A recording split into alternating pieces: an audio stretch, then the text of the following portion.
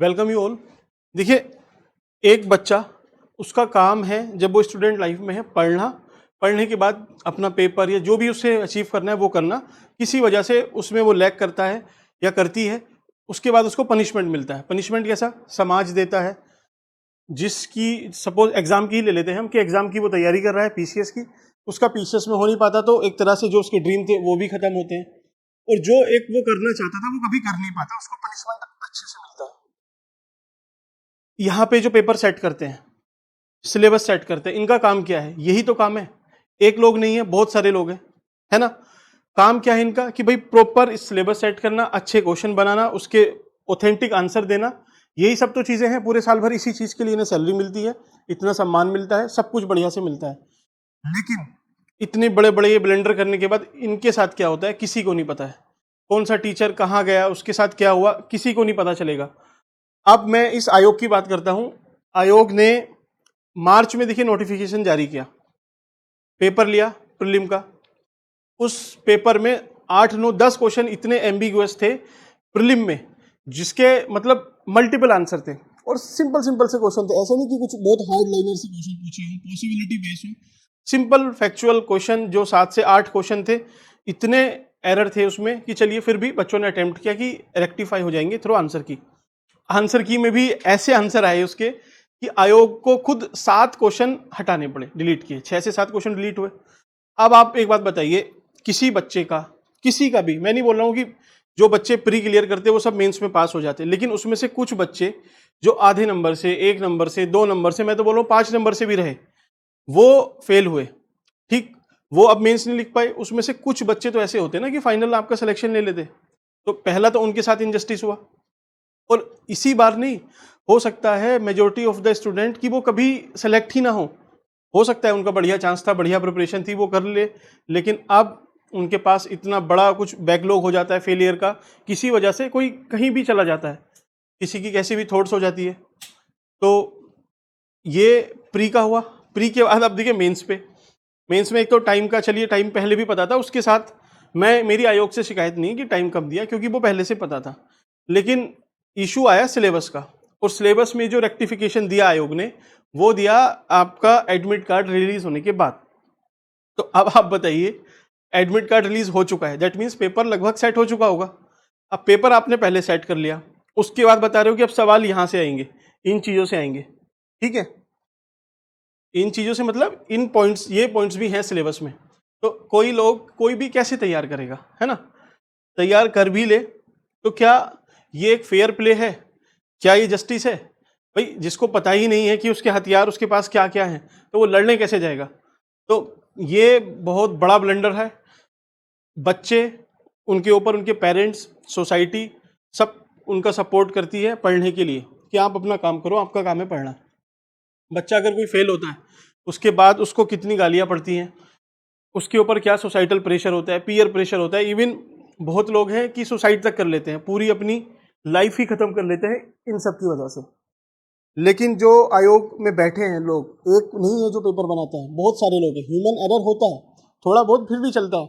इतना बड़ा एरर जिस जो सामने से दिख रहा है, सबको दिख रहा है, हाँ रिकॉग्नाइज लेट हुआ, सबकी नजर में, हमारी नजर में भी लेट आया, लेकिन एरर भाई जिसने बनाया उसको तो देखना चाहिए था ना।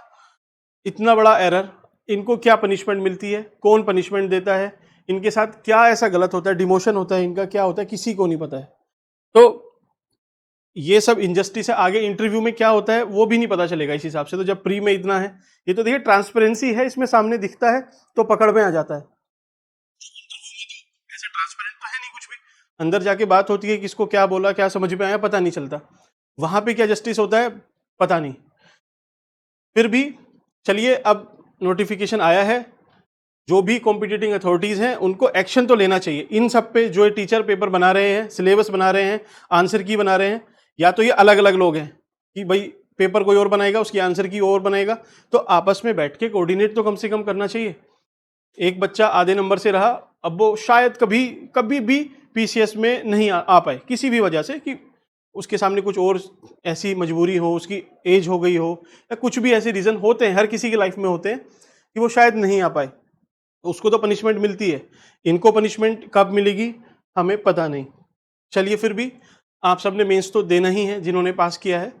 तो एक चलिए, आपका टाइम तो वैसे मैंने काफ़ी ले लिया है, बट हाँ, जब लिया है तो थोड़ी बहुत आपकी हेल्प की जाए इसमें, ठीक है।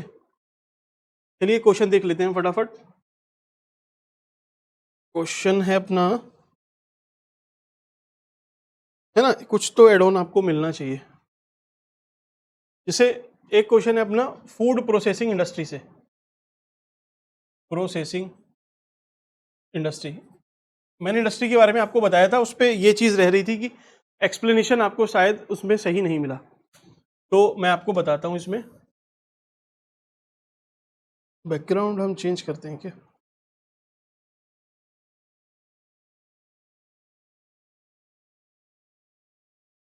ठीक है। प्रोसेसिंग इंडस्ट्री, फूड प्रोसेसिंग की बात करेंगे। इस पे चांसेस भी हैं कि आयोग पूछ लेगा बाद में, खैर अपडेट हुआ है, लेकिन फिर भी एक आपको ना एक मोटा मोटा मैप पता होना चाहिए फूड प्रोसेसिंग इंडस्ट्री का, जनरल समझ से। कोई इसके लिए तैयारी नहीं है, कोई डेटा नहीं पड़ा है, कुछ नहीं है, फिर भी आप अब लिखोगे कैसे? बस एक आइडिया होना चाहिए कि फूड प्रोसेसिंग इंडस्ट्री है कहाँ पर। लगभग यहाँ पर है, काफ़ी ज़्यादा है ना, पेप्सिको, हल्दीराम, ये सब है। कुछ हरिद्वार वाले इस रीजन में भी हैं, टिडकुल भी है इधर, है ना। और बेसिकली नदर्न इंडिया में ज़्यादा है। एक आइडिया रफ रफ ऐसे आप रखना, ठीक। अब आपने अटेम्प्ट कैसे करना है, मैंने आपको पहले ही बताया था कि आपको रॉ मटेरियल, ठीक है, उसके बाद लेबर, है ना, तीसरा ट्रांसपोर्ट, चौथा है आपका मार्केट, उसके बाद है गवर्नमेंट की पॉलिसी, फिर है कैपिटल। ये सब बेसिक से पॉइंट है जो आपको लगभग पता होंगे, बताए थे मैंने। एक आध और पॉइंट बचता है, उसको देख लेंगे दर्स में, मिसलिनियस में। तो अब इसके सेटअप होने का रीजन क्या है यहाँ पे? फूड प्रोसेसिंग मतलब आपको खाने के लिए, जैसे आप डेली कंज्यूम करते हो, जैसे बिस्किट खाते हो, है ना, तो वो भी गेहूं है, गेहूं का आटा बना, आटे से सब बिस्किट बने, बिस्किट आपने कंज्यूम किए। तो प्रोसेसिंग एक ये वाली प्रोसेसिंग इंडस्ट्री है जो एग्रो बेस्ड होती है। रॉ मटेरियल उसको एग्रीकल्चर से मिलता है मेनली। तो ये जो रॉ मटेरियल है, यहाँ पे देखिए एग्रीकल्चर काफ़ी ज़्यादा फ्लरिश है, ये पूरा ग्रीन बेल्ट है ये, particularly Punjab, Haryana, western UP, है ना। तो यहाँ पे रॉ मटेरियल देखिए, वीट मिल जाएगा आपको, राइस मिल जाएगा, कुछ कुछ मोटा अनाज भी मिलता है राजस्थान वाले रीजन में, है ना। तो रॉ मटेरियल यहाँ पे अबंडेंस में है, एग्रीकल्चर ही है मेन यहाँ पे ऑक्यूपेशन, इस वजह से रॉ मटेरियल की अवेलेबिलिटी है यहाँ पे सेट हुई। दूसरा लेबर, लेबर इसको चलिए मैं इरेज करता हूँ, इसी पे बनाते चलते हैं। लेबर देखिए यहाँ पे पॉपुलेशन कैसी है, आप सबको पता होगा, ये सब पॉपुलेशन ज़्यादा है यहाँ पे।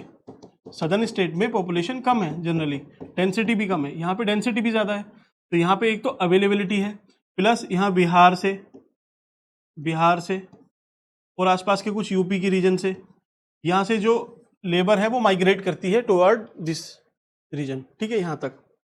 तो इस वजह से यहाँ पे चीप लेबर है, चीप लेबर है क्यों? क्योंकि यहाँ पे ड्यू टू पॉपुलेशन, यहाँ पे पॉपुलेशन ज़्यादा है, इस वजह से सस्ती लेबर है, और सस्ती लेबर है तो यहाँ पे इसका काम हो जाता है। तीसरा ट्रांसपोर्ट, ट्रांसपोर्टेशन का देखिए, इसी से समझते हैं आराम से ट्रांसपोर्टेशन का। ये दिल्ली है, ये कोलकाता है ना, ये मुंबई है आपका, ये यहाँ तक जाता है श्रीनगर तक। ये NH1, सॉरी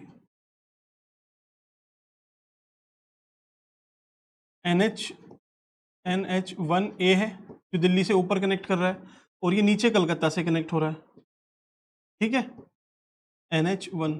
तो देखिए ट्रांसपोर्ट है, प्लस यहाँ इसके पैरेलल रेल भी चलती है, तो उसकी भी चलिए इशू खत्म हुआ, ट्रांसपोर्टेशन का, रेल भी चलती है, ये दोनों इशू खत्म हुए। अब दिल्ली से मुंबई की भी कनेक्टिविटी अच्छी है, थ्रो रेल और रोड दोनों की कनेक्टिविटी है, एक्सप्रेस वे भी है, NH7 है शायद, ठीक है, एक बार चेक कर लेना इसको। और फिर यहाँ से ये कनेक्टिविटी है ही अच्छी, ठीक। बीच से यहाँ से आगरा से आता है एक हाईवे जो एकदम नीचे कनेक्ट करता है, बनारस के पास से, आगरा से। तो कनेक्टिविटी की वजह से जो कुछ भी यहाँ पे प्रोड्यूस हुआ वो पूरे इंडिया में इजीली आप ट्रांसपोर्ट कर सकते हो। कहने का मतलब सिर्फ इतना है। तो एक दो एनएच के नाम दे देना, कुछ अभी डेडिकेटेड फ्रीट कॉरिडोर बना रही है सरकार, उसको बोल देना, कुछ रेलवे के बारे में एग्जांपल दे देना, एनएच का नाम मेंशन कर देना, नंबर मेंशन कर देना। तो यही है जो आपके आंसर में एक वेटेज डाल देगा। मार्केट, आप मुझे बताइए पॉपुलेशन ज़्यादा कहाँ पर है? नॉर्दर्न इंडिया में है। ये ऐसे डायग्राम ड्रॉ करना, यहाँ पे मार्केट है।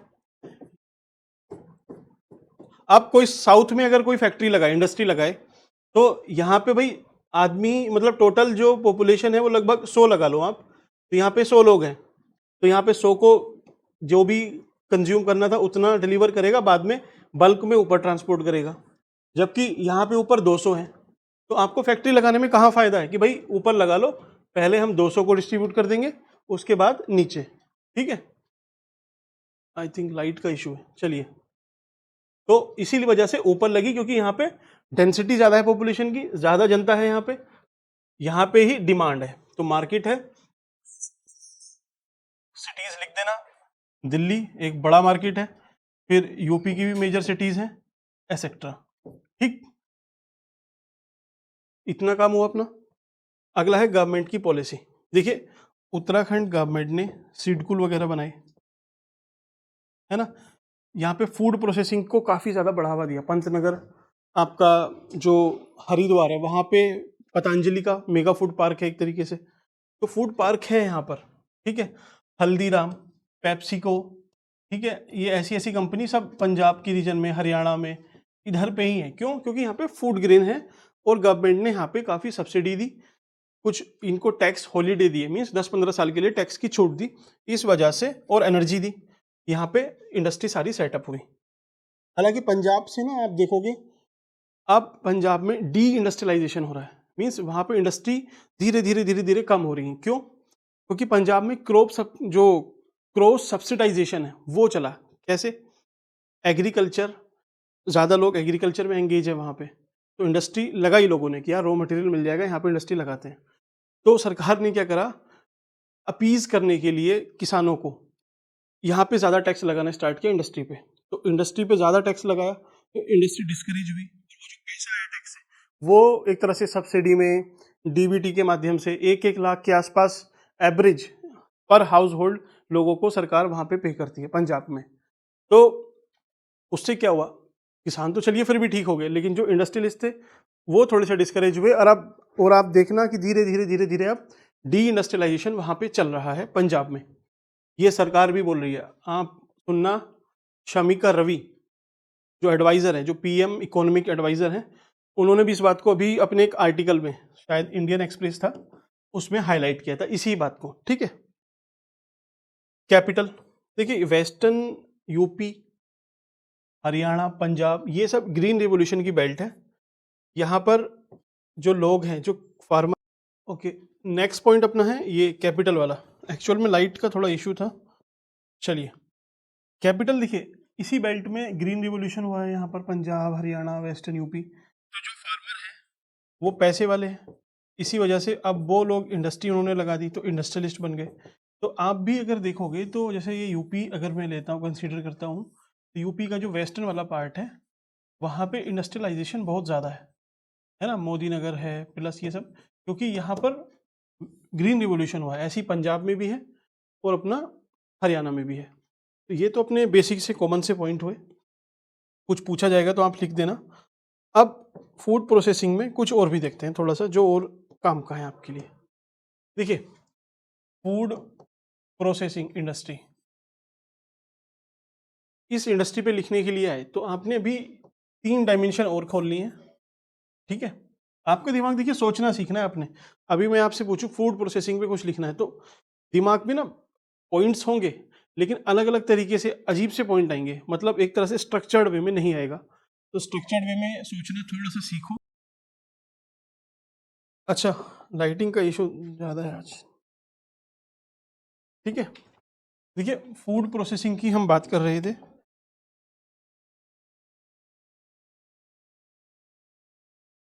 Food processing. तो मैं आपसे बोलूँ फूड प्रोसेसिंग इंडस्ट्री में क्या चैलेंजेस हैं, क्या सॉल्यूशन है, वो सब चीज़ें आपको सोचने हैं। पॉइंट्स आपके दिमाग में भी हैं, लेकिन वो टाइमली कैसे निकलेंगे, कैसे स्ट्रक्चर्ड वे में आप सोचोगे लॉजिकली, मैं बस उतना आपको समझाता हूँ, बाकी फैक्ट वगैरह आप खुद से अपने दिमाग में कर लोगे इंस्टॉल। ठीक, पहला देखिए, फूड प्रोसेसिंग में आपको रॉ मटेरियल चाहिए, है ना। दूसरे में आपको ये प्रोसेसिंग की ही कुछ चाहिए, ठीक है। तीसरे में आपको मार्केट वाली कुछ चीजें चाहिए। मार्केट मतलब अभी बताता हूँ कैसे। यहाँ पे आपने गेहूं पैदा किया, प्रोसेस करके इसका आटा बनाया, और आटा को बेचने के लिए, खाने के लिए कुछ चाहिए ना, कुछ लोग चाहिए या कोई ऐसी डेस्टिनेशन चाहिए। बस इतना ऐसे सोचना है आपने। अब करना क्या है, ये जो रॉ मटेरियल है, इसी के देखिए अच्छी और बुरी चीजें यहीं से लिखनी है कि रॉ मटेरियल की हमारे यहाँ अवेलेबिलिटी तो है, लेकिन जो क्वालिटी है वो कहीं ना कहीं कॉम्प्रोमाइज है। ठीक, जो अवेलेबिलिटी है उसमें भी वीट, राइस, इन सब चीज़ों की डोमिनेंस है, और जो मोटा अनाज है वो कहीं ना कहीं हाशिए पर है। ठीक है, यहाँ पे फूड ग्रेन तो इंडिया में काफ़ी है, लेकिन जो न्यूट्रिशनल ग्रेन है उसकी कमी है। ऐसे जनरल पॉइंट है ये, कुछ ऐसा नहीं रॉकेट साइंस में कहीं से सोच के, जनरली मैं भी यहीं से सोच के लिख रहा हूँ, ऐसे ही है। ठीक, आटा, अब देखिए प्रोसेसिंग के आपने ना क्या सोचने का, मैं आपको तरीका बताता हूँ। लोग सोचते कैसे हैं, जो बड़ी बड़ी बुक्स भी लिखते हैं वो पहले एक स्ट्रक्चर दिमाग में ले लेते हैं, उसके बाद एक एक पॉइंट को थोड़ा सा अलग अलग डायमेंशन से थोड़ा थोड़ा बस उसको बढ़ाते जाते हैं, और कुछ रॉकेट साइंस नहीं है। प्रोसेसिंग में आप देखो, प्रोसेसिंग को 3 पार्ट में तोड़ लो। पहला प्राइमरी मतलब प्राथमिक, सेकेंडरी प्रोसेसिंग, और तीसरी मतलब प्राथमिक, द्वितीय और तृतीय। प्राथमिक में क्या होता है कि कहीं पे ये एक पेड़ है, एक फल लगा एप्पल, ठीक है, एप्पल है, तो इस एप्पल को आपने तोड़ा, तोड़ के इसकी अच्छे से पैकेजिंग की, ठीक है, पैकेजिंग की, इस पे कोई टैग वैग लगाया और बस सील पैक करके भेज दिया। ये भी एक तरह की प्रोसेसिंग है। आप एक सेब को नॉर्मली तोड़ के बेचोगे, या फिर उसको अच्छे से पैक करके उस पर एक कोई टैग लगा के बेचते हो, तो उसके दाम लगभग 20-30 रुपए, जैसे 100 रुपए किलो सेब है तो 20-30, 120-130 वो बिकेगा। सेकेंडरी प्रोसेसिंग क्या है, आपने देखिए सपोज हल्दी है, मिर्च है, तो आप साबुत हल्दी, साबुत मिर्च को पैकेट में एकदम पैक करके बेच रहे हो, तो ये प्राइमरी हुई। उसी हल्दी मिर्च को अगर आप पीस देते हो, गेहूं है उसको पीस देते हो, तो उससे क्या हुआ, आपकी सेकेंडरी जो सेकंड लेवल की प्रोसेसिंग है वो हुई। तो इसमें भी कुछ मेहनत लगी नहीं, एक मशीन रखी, उसमें आपने डाल दिया हल्दी मिर्ची, वो सब निकल के आ गई। आटा मतलब गेहूं डाला, आटा निकल के आ गया उसका। तो ये भी इसमें ज्यादा मेहनत नहीं है। मेहनत मीन्स ज्यादा ऐसा कुछ इनोवेशन या फिर क्रिएटिविटी नहीं है, जनरली एक सिंपल प्रोसेस है जो चली आ रही है। ये सेकेंडरी हुई। टर्शरी में क्या होता है ना, थोड़ा सा एडवांस लेवल पे जाते हो। जैसे यहाँ पे एप्पल थे, उस एप्पल का अगर आप जूस बना के एक जूस की बोतल में उसको प्रिजर्वेटिव की हेल्प से उसकी शेल्फ लाइफ बढ़ाते हो, ताकि वो दूर तक एक्सपोर्ट हो पाए। इंडिया में भी भाई हिमाचल में अगर कुछ बन रहा है, उसका आप जूस बना दो, जूस बना के वो आपके साउथ में चला जाएगा, नॉर्थ ईस्ट में चला जाएगा, इवन विदेशों तक चला जाएगा। तो ये वाली जो प्रोसेसिंग होती है ये टर्शरी प्रोसेसिंग होती है। तो हमें अब चैलेंज आपको लिखना है कि इंडिया में क्या है, ये पहली और द्वितीय तो फिर भी ठीक है, तीसरे लेवल की प्रोसेसिंग हमारे यहाँ नहीं होती, हमें इसको बढ़ाना चाहिए। ठीक, कोई डायग्राम ड्रॉ करना हो तो ऐसे कर देना। ये काफ़ी फेमस है, मैं जो आंसर मैंने इवेलुएट किए भी हैं, काफ़ी बच्चों को बताया, यूज़ भी होगा। कि आपने यहाँ पे लिखा पोटैटो, इसी के यहाँ पे चिप्स बना दो, ठीक है। यहाँ पे आपने टोमेटो लिया, इसी के यहाँ पे जैम वगैरह बना दो, ठीक है। अब आया मार्केट की बात कि अच्छा आपने इसको मार्केट तक पहुंचाना है, तो मार्केट आप क्या पॉइंट सोचोगे। जनरली एक मार्केट मत सोचो, नेशनल सोचो फिर इंटरनेशनल सोचो। पहला इंडिया, फिर दुनिया एक मार्केट है। तो मार्केट में भी हमें क्या करना होगा कि इंडिया के हर पार्ट तक हमें वो कम लॉजिस्टिक में पहुंचाना पड़ेगा, लॉजिस्टिक कॉस्ट कम हो उसमें हमें सब तक पहुंचाना पड़ेगा। बात सही है। दूसरा क्या है कि हमें विदेशों तक पहुंचाना है। विदेशों में भी किसी एक कॉन्टिनेंट को फोकस नहीं करना, सारे कॉन्टिनेंट को, डाइवर्सिफाई कॉन्टिनेंट को हमें फोकस करना है, तब जाके हमारी बात बनेगी। तो देखिए 2 पॉइंट, 3 पॉइंट और 2 ये हो गए अपने, 7 पॉइंट हो गए।